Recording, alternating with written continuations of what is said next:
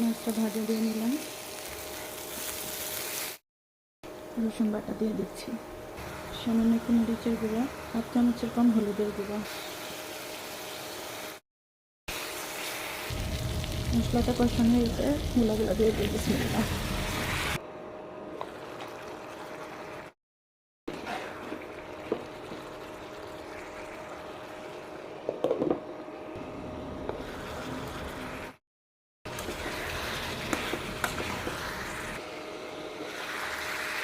পানি দিয়ে দিয়ে বিসমিল্লাহ।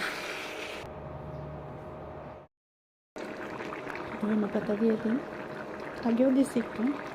তরকারিটা হয়ে গেছে, নামাই নেই। এই যে মূলা তরকারিটা রান্না শেষ। বাটা মাছ দিয়ে আলু ভর্তা করা হবে।